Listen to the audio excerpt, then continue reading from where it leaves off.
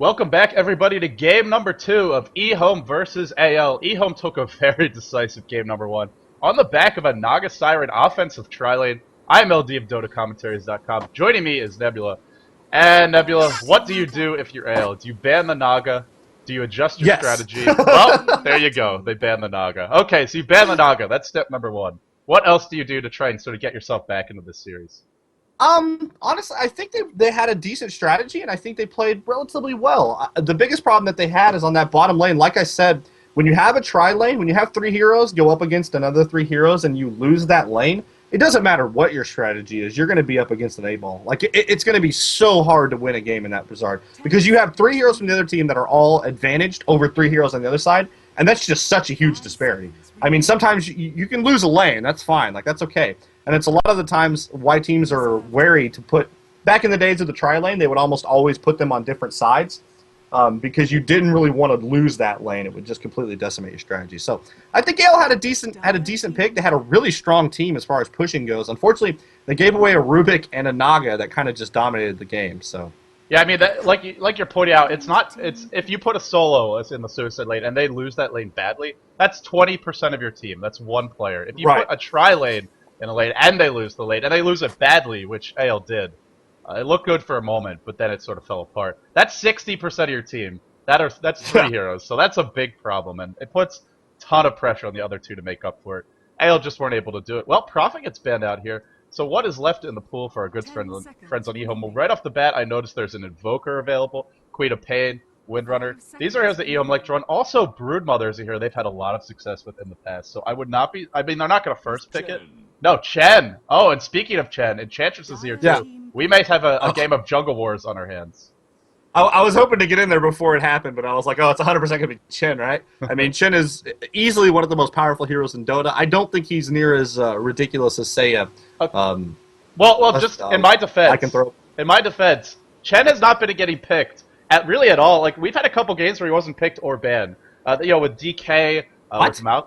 Yeah, I'm not kidding. Go watch the Beyond the Summon VODs. I mean, there's been some games where he hasn't been banned or picked. Now, he has had success in this tournament. Don't get me wrong. But, yeah, I mean, some teams just don't favor him, I suppose. But EHOME do snag him.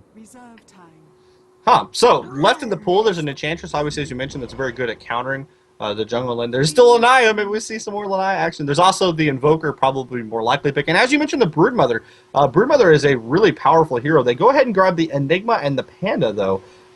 Panda gives you a lot of team fight, obviously Enigma, Black Hole, etc. Pushing power, gaining power. Enigma's just incredibly strong. Also, the one thing about Panda is if he has a bad lane, he struggles mightily. Also, there's a lone druid. You caught that third game of Complexity versus EHOME, right? Yes. If they want to run that lineup again, they can get a Broodmother and a lone druid right now, and that's pretty. That was the core of that lineup. So I'm just saying, it's an option. That was a thing to behold. So I'm not. Man, if they do that, I'd be worried about AL yet again because that is a powerful triumvirate. I mean, there's not a lot. They can pick almost any supports with those, and you're going to struggle. Now, one big difference is they're on the Radiant this time, and EHOME got the Aegis like 2 or 3 times that game, uncontested. It will be a little bit hard to do that from the Radiant side. But yeah, AHOME got a lot of team fight. They get some early push. This is a pretty strong 1-2 punch, and I like picking the Panda with the Enigma because Panda counters that Enigma quite hard. As the Ancients, the Panda Ancients from his ultimate form cannot be held in place by Black Hole. So AL gets some push, they get some team fight. Where do you go from here? Not only for them, but also for EHOME. Well, EHOME, I mean, it seems like there's a Leviathan still in the pool. Ravage is very good against Enigma, and immediately they go ahead and grab that. Before I could even get it out of my mouth. They grab the Tinker as well, and the Tinker's interesting. The March of Machines are actually quite good against the Pandas. It's not the most amazing interaction, I mean, but it does do a decent amount of damage to them, and you can take them down. Now, on top of that, it gives you a lot of anti-push, and you have an Enigma. Panda does like to team fight a lot in the mid-game, and if you have a Tinker, you can kind of shut down their ability to get into the base on the back of those, because Panda does eventually scale, run out of scaling. He doesn't just forever be insane. Right. So, I think the Tinker's a very nice choice here. Now, Tinker plus Chin is interesting because you have kind of a weird turtle lineup with a early pusher, so if you can get some quick towers, you can be almost unbeatable. But it's a little more difficult to do. I personally have never seen EHOME run the Tinker, and I'm actually trying to do some research here, just real quick, to see. It's not one of their common heroes, that's for sure. Oh, okay. Apparently MMY has played this 6 times. He's 3-3 with the Tinker. I guess So he's their mixed Tinker result. player. So they have some experience with it. They're not incredible with it. Now, like you said, it spreads the map, gives you a lot of damage. And they have some team fight with the Tide. AL definitely have more in that department. I mean, the one downside to Tinker, if you lose towers early, which AL are definitely capable of making that happen, it gets a lot more dangerous to split push because you don't have that protection. You're farming oftentimes well out on your own. Actually, EHOME are the ones to ban the Broodmother. I was thinking maybe they'd go for some sort of split push, but I guess not.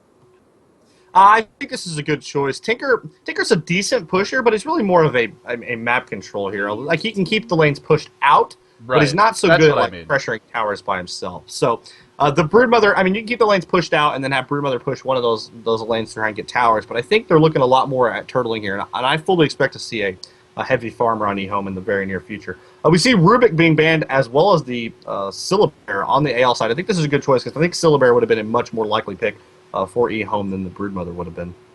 Yeah, it gives them, I mean, just such a tanky presence, and, you know, it allows the Tinker to kind of join the fight late, let the Loader tank sort of soak everything out, be that, he's not really an initiator, but just sort of run in first and force the enemy to focus you down. It's also pretty good against a lot of what AL bring to bear, so I like that ban, also a very strong laning hero. And I don't know for EHOME, I mean, you mentioned the possibility of that hard carry. It's not normally something they favor. I mean, they've run Morphling 6 times, and they're 5-1 with him. But really, when I see EHOME, it's usually more heroes that are semi-carries, like Slardar, Broodmother, Prophet. Heroes that can get involved early and still scale reasonably well. It's the late game. Windrunner is available, and they go for a Shadow Demon, so pretty strong early game now. Chen, Tidehunter, Shadow Demon, heroes that don't need those levels to get kills. Maybe they'll, probably going to run these 2 as supports. I guess it could be a farming Tidehunter, though, based on the way their lineup's shaking out. Can Tinker TP to the... I do not believe he can TP to the Illusions of Shadow Demon, can he? No, but he could TP to the Chen creeps for sure. Right, well, I mean, yeah, obviously he can do that. I wasn't sure. I think the Illusions count as hero units, so... You might be able to, but it would be hard to time it anyway. Yeah, I don't think you can. I think they count as hero units. So, AL here, they're looking at... They're either going to pick up a little bit more team fight because they've already got so much that at some point you just go for it all out and you say, all right, this is what we're doing. The problem is there's a Shadow Demon on the other side and a Chen, plus a Leviathan. So the counter team fight is just off the charts on EHOME. I mean, they use Hand of God, and all of a sudden you've mitigated Venomous, Ultimate from Venomancer. You mitigate Black Hole. Ravage counteracts Black Hole very well. You can save people that Panda's going after with the Shadow Demon. Like, there's just so much anti-team fight on the EHOME side that I think if I were AL, I would change it up and go for some kind of big-time farmer now. Well, like, what about... I know that's not... Okay, so maybe you go for a farmer. What about the Enchantress here? AL like to counter jungle. They've done it a lot before.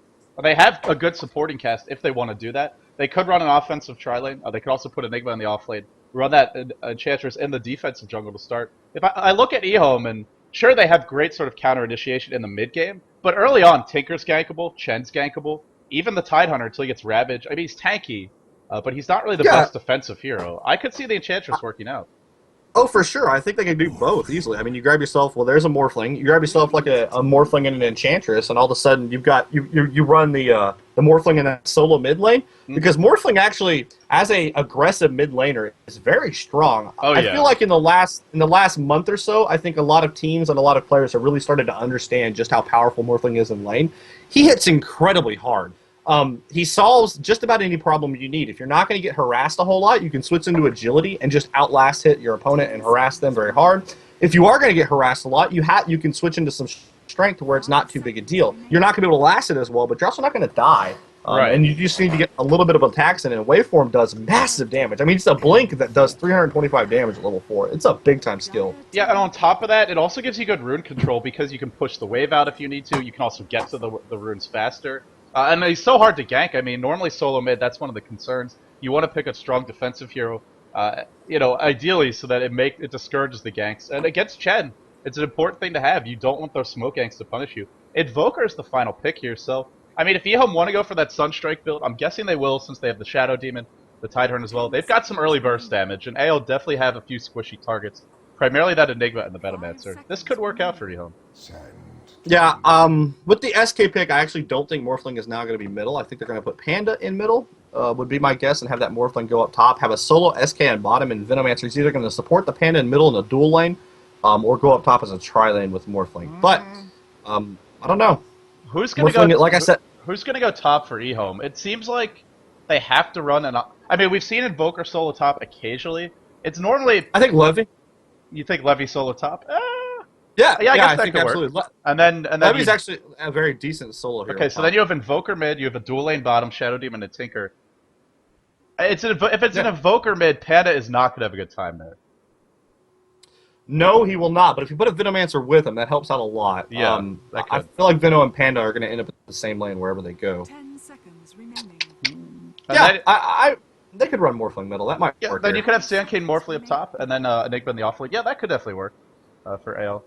Enigma is somewhat gankable. If Chad wants to go for a smoke gank, especially wrapping around that bottom tower, they could do it. But let's go ahead and introduce the players. So for the AL side, godot going to be on that Enigma. Shatan playing the Panda, heading mid already. Bleek going to be that hard carry, that farmer for AL. And he's picked up, not pulled any regen. We've seen a lot of teams pull, the Morphling will buy a Wraith Band and then he gets pulled regen, mainly if he's going solo mid. Not going to see that this game. Musica on the Sandcane is a support. Sandcane Ward's picked up. And finally, Roberto, the stand-in here for AL, with the Smoke of the Seat picked up. Yeah, on the EHOME side, we're going to see MMY rocking the Tinker. We're going to have PCT playing that Leviathan yet again. He's got Squiddles here. I'm a big fan of Squiddles. It's big shout out to Phenol for getting me a Squiddles for my Leviathan. Lam, meanwhile, is going to be playing that Invoker. And we're going to have kingj on the Shadow Demon. And QQQ is going to be on that Shin. Now, it looks like we may have a quick early engagement here as 5 heroes are about to clash with 5 heroes. This could be big. Oh, well, there's an Invoker and a Chen on the EHOME side. They really don't want to take this fight. And they are going to back off. That would be a disastrous engagement.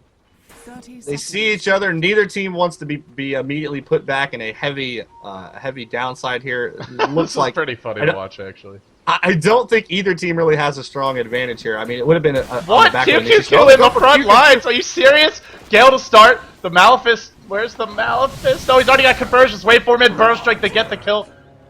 Was he lagging? What was he doing? Was he I mean, I'm not trying to flame him, but Chen should never be in the front lines at level 1, let alone in that situation. I don't think EHOME should have even tried to fight that. Maybe it was lag, maybe it was a misclick. Whatever happened, that's going to give a big advantage to a team that wants to get off to a fast start. Yeah, and we see Bleek has actually picked up that Hastern, and he is going to rotate up top. So we're going to have a Morphling up top. It is going to be Shatan in the middle. It looks like Musica is actually going to be solo bottom would be my guess. No, Enigma's actually... What the heck are they going to do? Are they going to tri-lane bottom?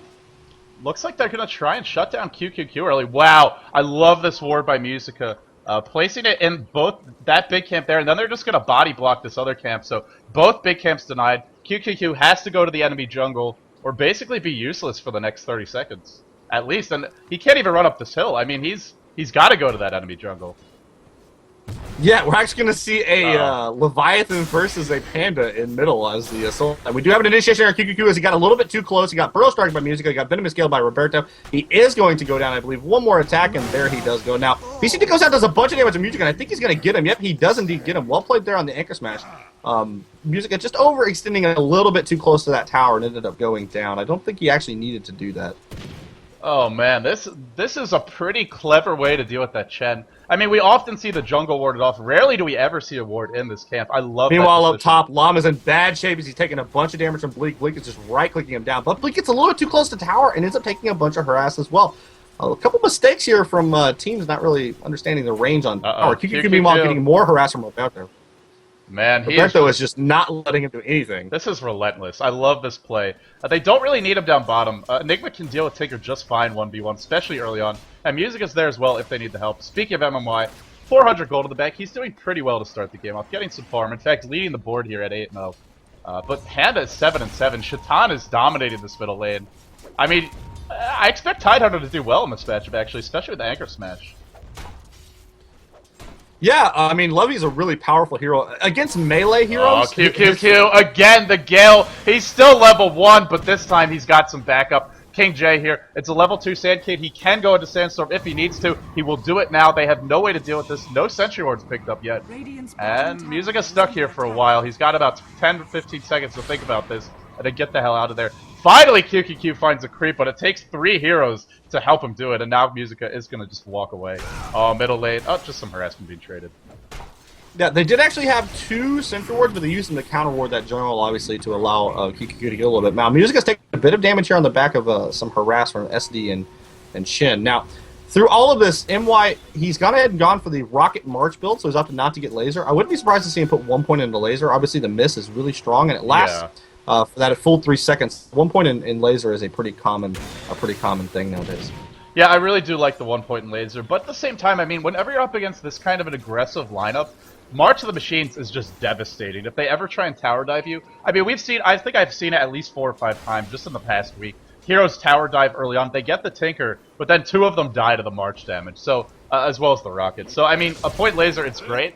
March will be a very potent alternative. And finally, EHOME gets to do some pulling. QQQ hits level 2, although he hasn't leveled a skill yet. I thought he took stats for a second. No, just holding on to that. He will go ahead and take Test of Faith now. I mean, it wouldn't be the worst thing in the world, because he is getting ganked a lot, but yeah. Standard build from him. Shatan gets a little bit of harass here on PCT's Leviathan in the middle. Now, I was going to go back to this lane. Leviathan is a really powerful mid lane hero against other melees. Anchor Smash is probably, against melees, Anchor Smash has got to be one of the best skills in all of Dota. Now, meanwhile, up top, Bleek taking a bunch of damage from Lob. He does not have a waveform. He's trying to get one. He's bottled up, but unfortunately not quite there. We're going to see a Sunstrike and a waveform. No, the Sunstrike doesn't actually do it. I believe that this is going to die. He actually went for a... He did the Strength Morph to survive the Sunstrike, and that meant that he did not have enough for waveform. When he got to 155, I don't think he realized he actually had enough there. He could have just waveformed past the Invoker and got the kill and dodged the Sunstrike. So a bit of a mistake there from Bleek. I mean, this is how good Morphling is in lane. He's got, 350 attack range, Invoker 600. Normally one of the sickest solo heroes. He is in the off lane, but it's been a pure 1v1. There haven't been any ganks. And I mean, it seems like Bleek is winning this lane. Actually, he's a bit behind him far, but he's coming very close to getting kills. Invoker had a ton of denies early on that kind of didn't just shut him down just a little bit, but since then he's counteracted it and is really pulling up and actually taking the lead now.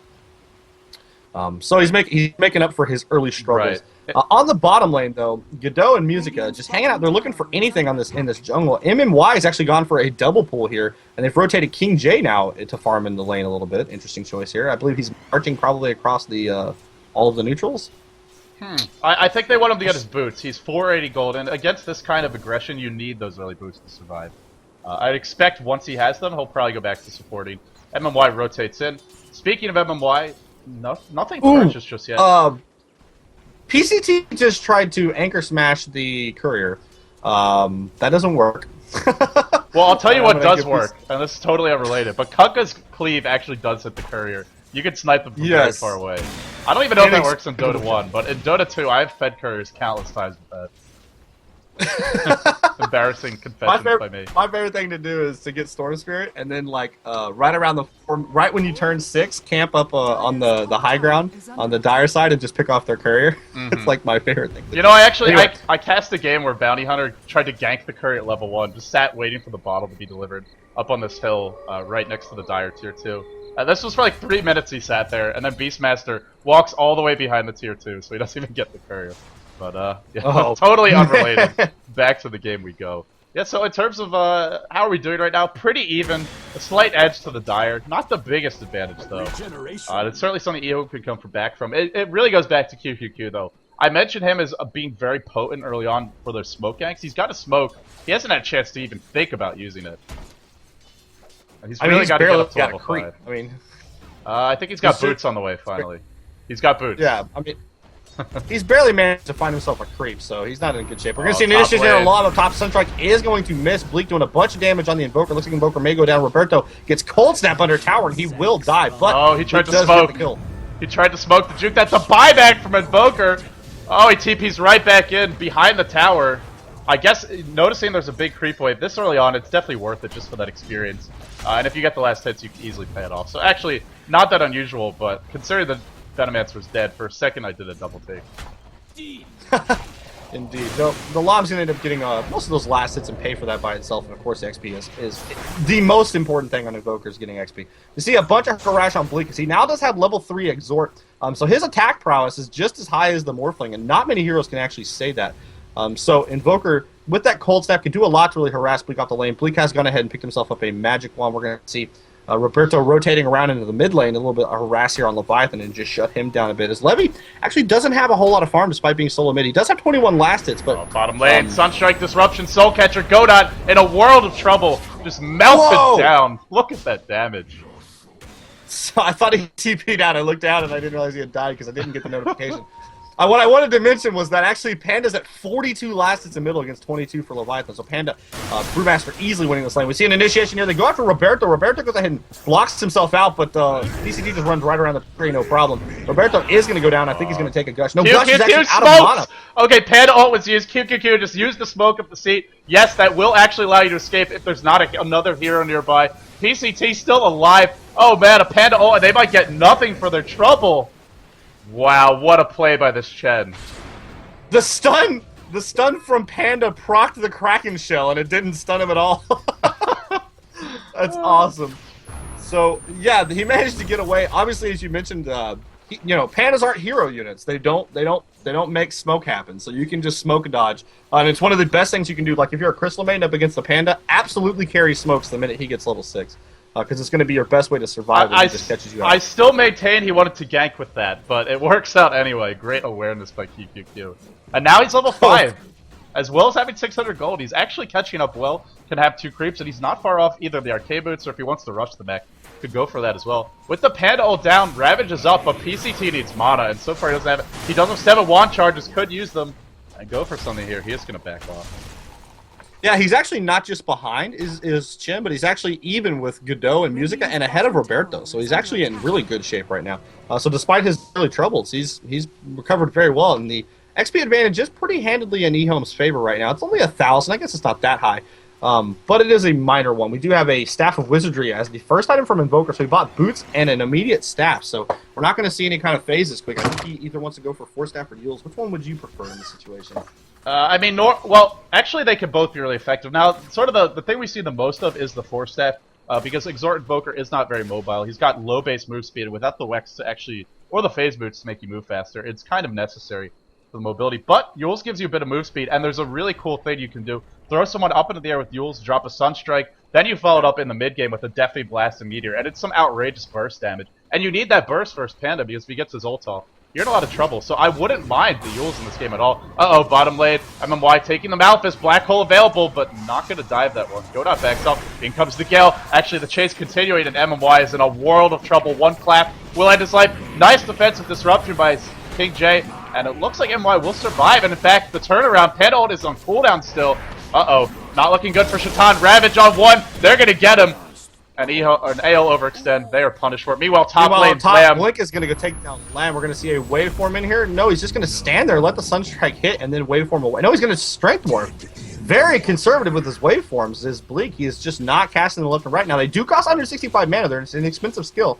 So the Strength Morph, it's going to keep you alive. That's fine, but you end up having to morph back anyway and lose it was ballsy play, because you never know where that Sunstrike is targeted. Is he anticipating the waveform? Is he going to drop it in front of him? Does he expect you to keep chasing? You can't know what your opponent is thinking, so that's ballsy just to stand there and right-click. But Bleek makes it work, gets the kill. And Invoker is falling way behind. He's 1,200 gold earned behind the Morphlane. Uh-oh, Burrow Strike in on kingj. He's got Disruption, and he's going to need to use it. Gale misses. Clap. He disrupts the Panda. I think he's still dead, though. One more Burrow Strike should end his life. A good effort by kingj to escape. The chase continues the ward. No, the right-click from Musica gets the kill. Shadow Demon can deal with 1 hero, Gankia, but 3 not equipped to deal with that.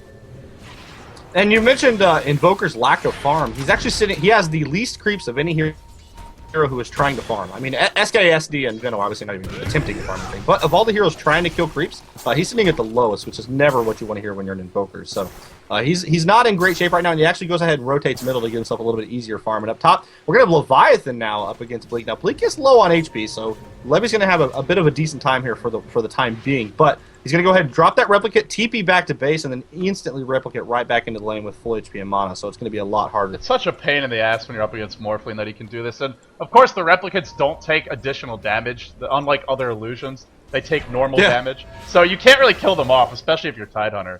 There's just nothing you can do about it. Bleek back in the lane. It was like a 5-second fountain trip. And he's not even really going to miss. I think he missed 2 or 3 creeps there. Good play by Bleek, abusing that ability to its fullest potential. I'm a little concerned for EHOME right now. The one real bright spot for them, MMY already has his boots of travel, 12 minutes in. Now, like the fastest you can really get them is around 8 or 9 minutes with absolute perfect farm. I want to say around 9 minutes or so, getting every last hit and maybe a kill or 2. But he's still got them early, and he's going to have to make an impact because Invoker's behind. And they're up against the Morphling who's getting a lot of farm.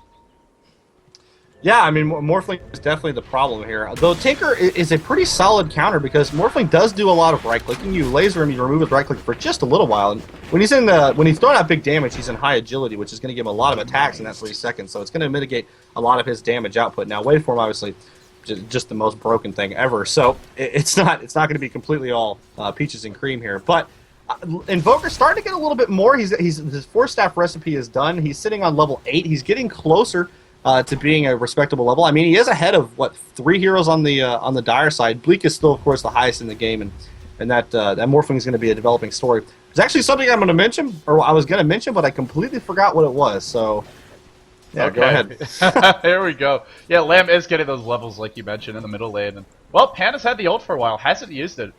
In this game, we could have seen at least 2 or 3 Ravages, as well as 2 Panda ults. We've only seen 1 so far. That's something to keep an eye on. Haste through bottle up on PCT. If the Dire ever try to go for a kill in the bottom lane, and speaking of that bottom lane, that rocket harass is really hurting them. But if they ever try to go for a kill, Tidehunter can PCT, can TP in, and that is an outrageously strong counter gank. Not just a Tidehunter with Ravage, but a Tidehunter with a Haster and a Ravage. So that's something to keep your eyes on. Shatan continues to farm very well, though. Man, Hasty Anchor Smash has just got to be one of the most frustrating things ever. Because you take so much damage, the armor reduction plus the damage reduction, it's just ridiculous. Like it hurts so hard. He's tied, so he doesn't really take damage from you either. Yeah, he's just running right next to you, just wailing on you. It's pretty impressive. Now, one more thing I want to mention about the Morphling Replicate. It's got to be the most annoying skill because they fixed it to where you can. It now shows up as the actual hero. It doesn't say your name with an image of them, so it straight up just jukes them. And because it takes full damage, they just throw down massive attacks onto it, and they think it's the real one, and they end up burning a bunch of stuff like a laser or rockets and whatnot. What is an illusion and doesn't accomplish anything. So. Something that happened while you were talking. That bottom tower goes down. EHOME get a much needed tower, and actually I like this decision by QQQ. Not going to go for the arcane boots, just rushing the mechanism here. His headdress already up. He's probably about 3 or 4 minutes off of the mech, but they definitely need it against this Dire squad. A lot of burst damage, a lot of team fight potential, and if you don't have a mech, you're probably going to melt. I mean, EHOME's very squishy. Exhort Invoker, not many points to cost, no drum for him. Not even 1,000 HP. Tidehunter very tanky, but MMY very squishy as well. So I think the early mech is going to be crucial here for EHOME. If they fight without it, could be disastrous. Disruption to start, Soul Catcher to follow in the middle lane. Shatan gets caught out, Purge as well, Net as well. No, going to force out that Panda. Now they have to high tilt out of there. But again, with the smoke, EHOME is prepared. Yeah, this is really well played here. In fact, QQQ has a pretty impressive army right now. He's sitting on an Ursa as well as the Wildkin and the Dark Troll. It's a pretty good little combination. You have the AoE slap for the damage from the Ursa. You have a disable, basically a disable that will force him to use net when he's in range like that, taking damage from off of the Soul Catcher. So, forcing a Panda ultimate out that doesn't actually kill anybody is such a big win for EHOME. That allows them to just be as aggressive as they want for basically the next 3 minutes. Right, AL do have a Black Hole. They have a Burrow Strike Epicenter. But that being said, when you have a Tidehunter, it's very easy to cancel those out, and they really need that Panda ult to set things up. A smoke actually just used to just avoid 2 rockets there. I mean, it does avoid the rockets. They weren't in danger of dying, so I'm not sure about that. But either way, they survived. Now they're going to look to rotate bottom. EHOME know there are 2 smoked appears missing off the map. Chen with the buckler picked up. No, it's an energy booster. Okay, he goes back for the arcane boots. Interesting. It doesn't really seem like he needs the mana with the early Silius, but either way, on the bottom lane, Musica pressuring the tower. Lane Ward to help scout things out behind him. Cold Snap, Sunstrike as well. Musica in trouble. Will PCT use that Ravage for a single hero? No! Gush Rocket, they get the kill. And Bleek was, or excuse me, not Bleek. Musica was starting to get some farm in this bottom lane, so that works out pretty well. Bleek rotates mid with an Invis room picked up, and is not going to have an opening. Nothing he can kill here. He should back off. Yeah, I think Musica probably should have went for the Burrow Strike first into the Sandstorm, but he ended up trying to dodge it and then taking a Sunstrike, which canceled it, and coupled with the Levy and the Tinker, he really had no chance there. We do see a TP up top from MMY, going to try and slow down this push of AL up top, and it's going to do wonders here. Since W's got March level 4 now, as he does just have the 1 point laser. So in station here in the middle, Roberto's going to be focused on Sunstrike is going to come in there, finish off the Venomancer. So Venomancer goes down to defensive disruption on himself, manages to keep him alive, does the SD. And then YTP's in, and we have a full 5-man EHOME push in the middle, and this tower is going to go down very quickly as Godot is up top, Musica's on bottom, Venomancer's dead, this tower is gone. You know, I have no idea what that Venomancer was thinking there, or why AL in general decided to fight. They had an Invis Morphling, he scouted out all 3 heroes. You have to know you can't win that one, so I have to call that a blunder by AL, and well, it's going to mean EHOME get at least one tower, possibly two. AL looking for the trade, but they're definitely not getting it. MMY is going to put an end to that. Rockets, as well as March of the Machines, you can't push against this, not this early on. Tower's starting to drop, Panda ult still in cooldown, and that's really important because now he's got a Blink Dagger. That gives you some great initiation. They do get the trade up top. That's something really important for AL to make the best of this bad situation, but a tier 1 and a tier 2 mid, especially for that dire side, for only a tier 1 top. EHOME will definitely take this, and are they done yet, Nebula? It looks like they want to breach high ground. I mean, they can go in. Panda Ultimate is already in about 5 seconds, so when this Panda Ultimate comes out, he does have a Blink Dagger as well as haste. I think they can actually take this battle, can AL, but they're going to need a nice ultimate from Panda. Looks like we're going to have a flank here from Musica and Shatan. That looks to be the place.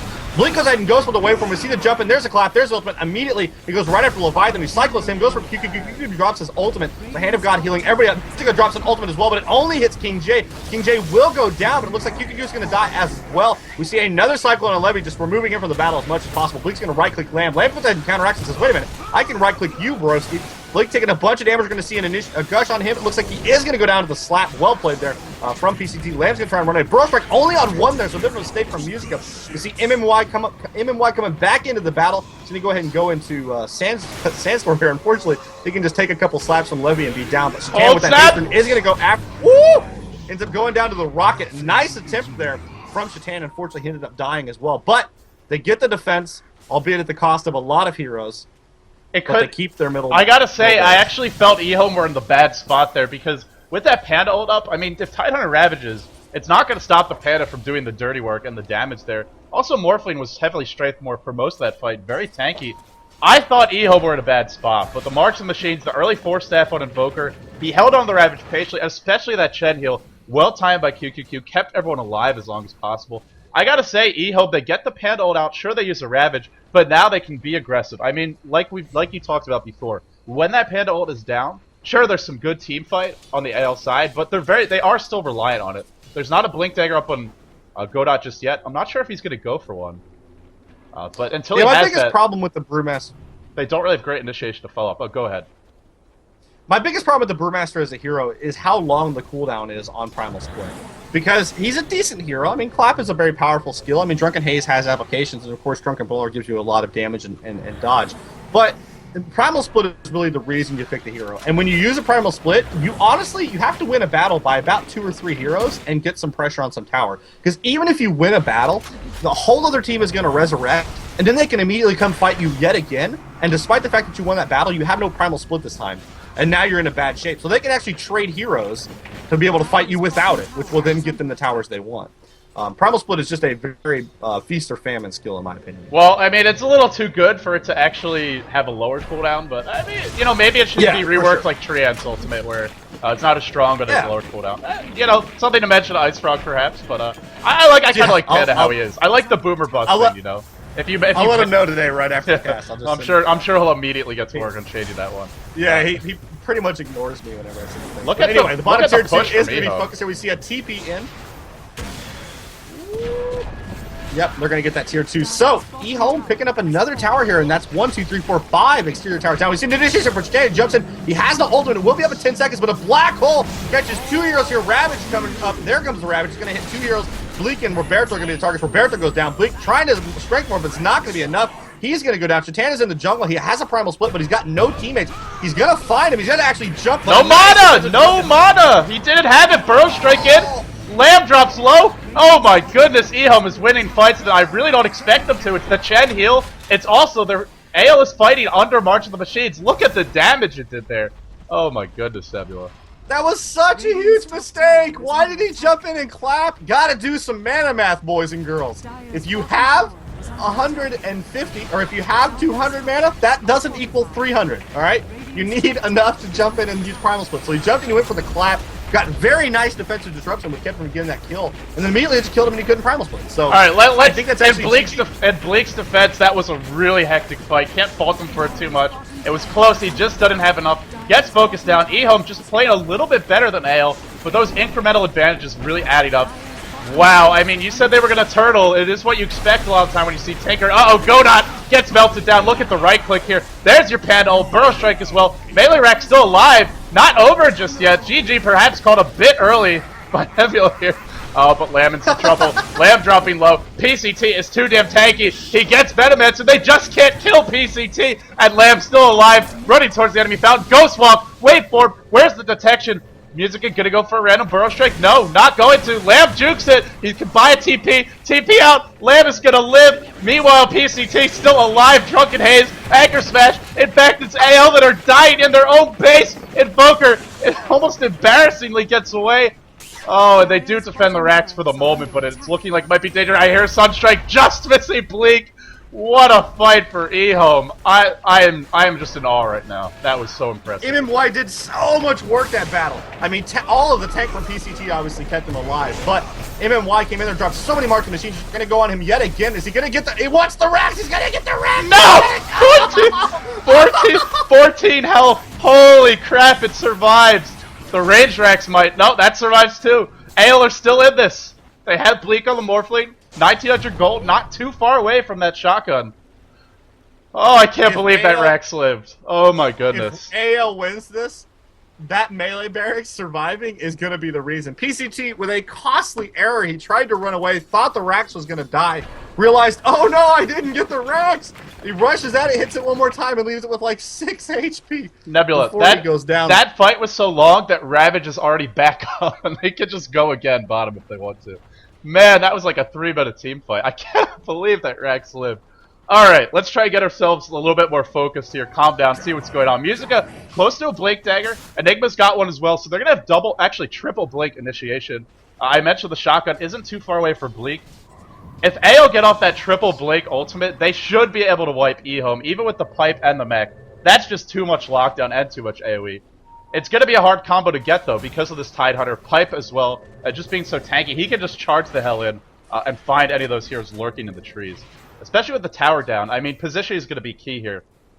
I'm not sure if AL can get the combo off, but if they can somehow find a way, it will be a good fight for them. At least I feel it might. They're going to be under constant pressure here, though. Tinker is very fat. He's sitting on another 3.1k. He's got a 4-stab. He's picked himself up an ultimate orb, so it looks like he's going to go for a Hex. He has the Ghost Scepter as well, so he can't really be right-clicked down too much. I mean, he's going to be actually pretty unkillable, despite the fact that he's got 1100 HP only. Let's grab another battle here on bottom. Now, there are 2 AL heroes not on the bottom. SK has bought his Blink Dagger, though, and he's going to TP in here. We had a big SK ultimate. This could be big time here. This is going to go right after the Rax. The Rax is very low. Just right-click the Rax, I believe, is what EHOME needs to be doing here. They are going to go ahead and do that. Ooh, are they going to get it? I don't think they're going to. Just the Centaurs and the Forge Spirit should be enough. Just getting it. Oh, those creeps. Too tanky. And now EHOME can back off if they want. And it looks like they will. They will back off. I wasn't sure for a second there. Musica waiting in the wings. Smoked up. Could go for a huge Epicenter Blink combo right now. He's thinking about it. He's thinking about it. He's not going to. I don't think it's a good idea. I mean, Shin has... Well, Hand of God's actually on cooldown. Yeah, there's a pipe. There's a mech. It would be a bad idea, but if he had backup, it could work, but he didn't. So. Oh man, that was intense. Even just watching a Rax die is exciting in this game. EHOME ended up getting that Rax, very wisely backed off. They didn't want to get blown out by the big ultimates, as you mentioned. Of course, Panda's Primal Split is off cooldown, so they can do that. But EHOME has now got a little advantage on that bottom lane. That bottom lane is going to be pressured by itself. Coupled that with the Tinker BOTs, and they're just going to be able to keep these lanes pushed. Now, they still want exterior tower that they can go get, but that's not really going to be too difficult for them to get. What my question is, how long before they just go for it again? Because I don't think they want this game to go super duper late. Morphling is getting pretty fat, as you mentioned. Shotgun is going to be done in about 100 gold. Right, I mean, the other problem with EHOME's lineup is they rely on that Ravage to win team fights. Sure, they've got a lot of other damage, they've got a lot of heals. Ravage is their big crowd control initiation. And it's countered by BKB. At some point this game, Enigma, as well as the Morphling, will definitely be going for that. Wouldn't be surprised either. The Sand King, maybe even the Panda do. We've seen Burning's Panda in the past go for a pretty early BKB. Normally after the Ags, which is Shatan's initial choice here, point booster picked up. Well, you asked how long it would be, and maybe I figured maybe another minute or two. They're not even waiting for that. Everything's online. I guess why the hell not? EHOME's going to group up mid, go for this push. And Musica smoked up, circling around, looking for the opening. He might get spotted out here if he runs into LAM. Oh, this could be bad for Musica. Smoke is dispelled. Nobody spotted him, though. Oh, actually, they did. The ward just saw. Oh, no. Well, it was a good gambit by Musica. Invoker did just finish his Hex, by the way, which I think is one of the primary reasons they want to go for this. Didn't we say he wasn't farming well? Yeah, he wasn't. I mean, well, actually, if you look at his items, I mean, look what he has. He literally has boots, a 4-staff, and a hex. Like, he hasn't got any of the other periphery items that you normally get, like a Django for the HP, the phases for the move speed. He just skipped all of that and just went right for the effect items. So MMY almost has one too. He's got a Mystic Staff up 2,100 gold. He's 900 away. I really feel they should wait for that before they go for the push, and maybe that's what they're going to do. Just have these 4 heroes pressure mid, not commit. Nope, MMY comes in. They don't want to wait. They're going to go for this one right now. Oh, it's actually a Shiva's Guard. He's got it now. Oh, this is a great choice. Gives you a lot of push, a lot of control in these fights. A little bit more AoE to combo up with the Ravage. And then that means they're sitting in March longer. And AL just sort of maneuver out for positioning. Shotgun available on Bleek. Who can he actually burst down on EHOME's team? That's my question. I'm not sure there's anyone he can get. Maybe the Chen. That's got to be the focus here. Vlad's mech and Arcane Boots. Bleek in. Initiation from Shatan. And back they go. The tower dies. Look at the racks just melting to the Ford Spirits. EHOME can just slow roll this, it seems. Yeah, the Ford Spirits plus the units from Chin give them a lot of siege power, and then of course couple that with March of the Machines, basically preventing the other team from getting in a close enough range to do a whole lot. Look at Musica. Round number 3 for him. Yeah, he really wants to get a backstrike epicenter ultimate here, but I don't think it's going to work out. They do get that Rax down to about 500 HP, and then they go ahead and back off. They decide they want to go ahead and get this tier 2 up top while that's pressured in. Of course, on bottom lane, those Mega Creeps have pushed in as well, and the range barracks on bottom took a bunch of damage. It's actually down to 450. It's taken a bunch just from the range units and the siege unit here, so Roberto's going to have to do everything he can just to stop that. Now, EHOME are going to go for tier 2, but it looks like we're going to have a jump in here. Shatan goes ahead and initiates. He's going to drop the Panda ultimate, so they have to get something here. Black Hole does catch 2, but a Cyclone immediately gets canceled, actually. Epicenter coming in from Musica. He does go ahead and blink in there. Catches just LAM, or PCT, though, as LAM gets out of there. It looks like Levy's going to take a bunch of damage. Wait for him in here from Bleek. Levy is going to die. Surely he's going to die. Is he going to die? He's not going to die. Oh, he does finally die. LAM, meanwhile, tries to get out of there. We see a nice wall there catching Shatan. That Panda ultimate is down. Godot gets taken down. We see a TP in from the Tinker doing a lot of work, and down goes Shatan as well. Musica's backs up. We see a buyback almost instantly from the Enigma. It's the Chen. It's the Chen. You called it. Nebula Chen just too good. If you try to initiate every fight, he's getting off his mech, he's getting off his ult, the pipe from Tide as well, and that's just completely. It looked like a great fight for AL, but they didn't get the Chen, and all the heals come down, and suddenly it's a 100% turnaround. MMY wasn't even there for the first 10-15 seconds, and they didn't need him. They still win the fight. Yeah, they traded a Levy for 2 heroes, and one of those heroes bought back. And they got the Panda ultimate out. So now that the Panda ultimate is gone, that middle tower, the middle racks is very low. I actually think if I were EHOME, I would just charge in middle right now. But they're playing this very passively, and MMY actually kind of forced to push himself. He pressed too quickly. Big misclick there from MMY, and he is going to go down. I don't think he pressed it too quickly. I think he wanted that Venomancer. He didn't realize there were all 3 other heroes on the way. Venomancer was taking a lot of damage from March. Well, either way, that's definitely a blunder. It means a full minute here where AL can get the lanes pushed out. They still have a Glyph. It gives him time for the Panda ult to cool down. It's going to be up in a minute, and the Black Hole a minute and a half away. I think AL's going to have the Wombo combo ready to go again for this next fight. That's a huge mistake. Yeah, big time. I do think he messed up, because he 4-staffed, he went for the TP, and right as the TP was running out, he just inexplicably walked right into a full team. So I don't think that was necessarily what he wanted to do. But with his death, he is going to be back alive in 20 minutes or 20 seconds. But it gives him a little bit of opportunity here. They get this bottom tier 1. I mean, look, they've only got 1 tower right now, does AL. So if AL can figure out any way to pick off some towers here and get back the gold that they're currently in debt, basically to EHOME in, that's not a sentence, I don't think. But Bleek, Bleek is going to try. Bleek is going to pick himself up some more much-needed items here, as well as proliferate items on everybody else. We do have a Blink Dagger on Enigma. It looks like TP in here from MMY is going to find out Godot, so he takes the rocket, but pretty quickly TP's out there. And, you know, AL are being forced to sit in their base and defend a whole lot here.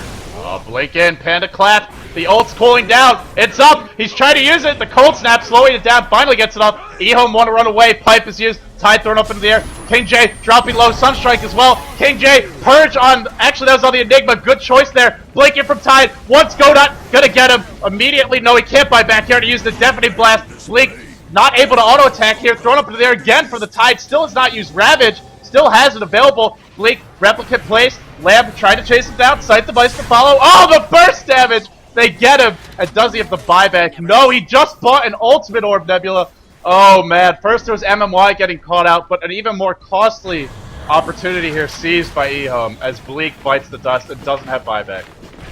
With the death of Enigma and Morphling and no Panda Ultimate, this game has got to be over now. Shatan jumps in very uncharacteristically in just feet. So he's going to go down. The Raxes are going to go down the middle. They already got the melee racks on bottom. They can easily rotate up top as they did get that tier 2 on the top lane as well. So March of the Machine is going to make it very difficult for SK or Vino to really come in here and do anything. And they're just going to right-click these towers. And it looks like, yep, there is the GG called out for Shatan. So EHOME take a 2-0 match win against AL here. Very, very nice games, actually. There's a lot of action in Game 1, and Game 2 is very interesting as well. So well executed by EHOME. Black hole and a couple of heroes. Epicenter channeled as well. Will it be canceled? No, it won't. A lot of damage, but it's just not enough. And in fact, the big AoE is coming from EHOME. I mean, this is when you know you're far ahead. And in fact, over 10k gold, over 10k experience, and it's just too much. EHOME just had that critical mass of stuff and items to win this game. This is why you first pick Chen. I mean, even as an early game hero who's kind of gang out the jungle and get some easy map control, he just dominates team fights even in the late game. I mean, you mecha and you heal, and like all of a sudden you just removed a primary burst damage from the opposing team. I feel like big time placer for me. I feel like AL could have done it. They cut that Chen out and picked him off. They have the shotgun Morphling. They had a couple of smokes, but the smokes all used by a solo SK. So AL were behind. I didn't feel they were out of it until that last fight where they end up. The Panda ult doesn't pay off. They don't get the Tidehunter. Enigma doesn't get to Black Hole. Morphling doesn't have buyback. That's where this game was over. I think even one set of racks, they could have turned this one around. Just because that Chen is still very squishy. 900 health. I mean, now he's got a point booster. I think AL could have done it, but just too well played by EHOME in the end. Yeah, I'm just laughing. PCT noob. Oh, that's my favorite thing. PCT noob. kingj agrees. Guys, for anyone who doesn't know, the joke is that everyone on EHOME always calls PCT a noob, even though, of course, he's not. He's a fantastic player. He's a wonderful player, absolutely. And he's a cool guy. I played with him a number of times. Yeah, one of the best supports in the world, and well, we saw he can play that carry role pretty well, too, on the Storm. But in the end, I mean, EHOME looks strong. They're 2-0 in this group so far, taking out 2 of the Western teams, Complexity and AL. I actually don't remember off the top of my head who the final member of that group is. But you can head over to dotacommentaries.com, click on World Tour, and you'll find out. PCT, big dive on the Musica, really wants this kill. And while I track the Tidehunter here, just waiting for DC to load. Trying to click the World Tour. Oh my god, my game is laggy at the Storm. I believe it's like LGD. Not 100% sure. Of course, I try and load and instantly get the same amount of lag. It's because of the Flash player. It makes it at least for me if I'm streaming, it really makes me lag. So, oh, here we go. M5 is that final team. So it's 3 Western teams up against EHOME. Can EHOME complete the sweep? To me, that's a pretty interesting storyline.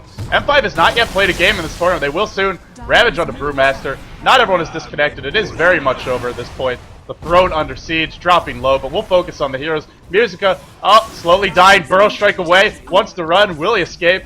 Doesn't matter. Sunstrike, got a hit! Down goes Musica. PCT, running for his life. Actually fighting the Panda ult. Oh, you got him, man. He's actually doing a bit of a world tour in this group stage. They have Complexity from North America, they have Absolute Legends from Oceania, or Australia, and M5 from, well, I guess that's more Russia. I think this is the most international of all the groups. There's no Southeast Asian team, but yeah, I guess that's a bit of a pun.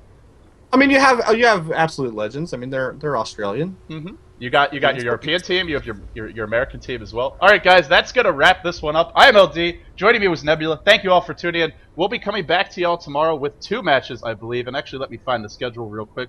That's gonna be Zenith versus World Elite, followed by M5 versus AL. The first match will start at 15 CEST. The second one at 18 CST. I believe those times are confirmed. Actually, let me double check. But for now, that is going to wrap it up for this VOD. Thank you all for tuning in. We appreciate the support. If you missed any of the matches, you can check them all out at youtube.com/LDdota. The VODs will be there. Nebula, my friend, thank you for joining me. It was a pleasure casting with you. Indeed. Thanks for casting, LD. And I will see you sometime in the near future, I suppose. Yeah, if nothing else, I'll see you in Seattle. But yeah, thanks for tuning in, guys. We'll talk to you all tomorrow.